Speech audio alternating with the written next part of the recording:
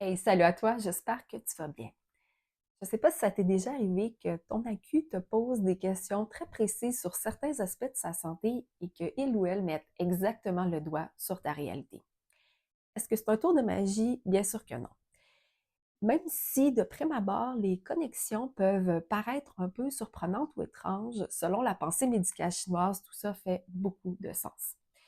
Euh, et que C'est sûr que la discussion, en fait, lors de la première rencontre est très importante, mais il y a beaucoup d'informations qui sont collectées par ton thérapeute bien au-delà des mots.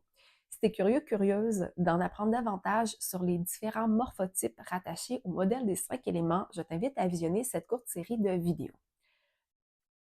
Si tu as visionné certaines de mes capsules, tu sais que je m'appelle Audrey, je suis acupuncteur depuis plusieurs années et également passionnée par mon métier.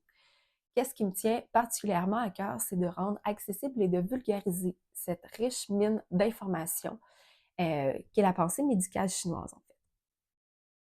J'ai pu confirmer à plusieurs reprises en clinique ma théorie, c'est-à-dire que quand les gens comprennent qu'est-ce qui se passe énergétiquement dans leur corps, les traitements sont plus efficaces et l'organisme répond vraiment mieux.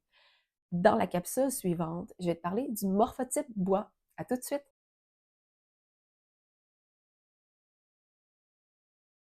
Alors, à quoi ressemblent les morphotypes bois, les gens de morphotype bois?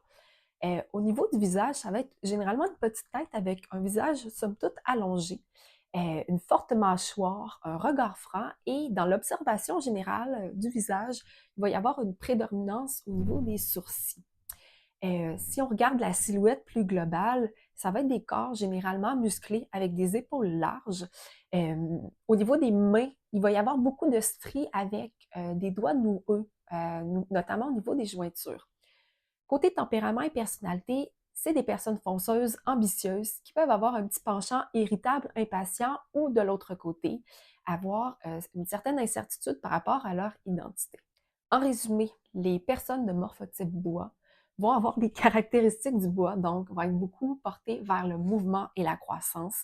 Et je vous rappelle qu'il y a très peu de types purs, on est souvent des croisements de différents éléments.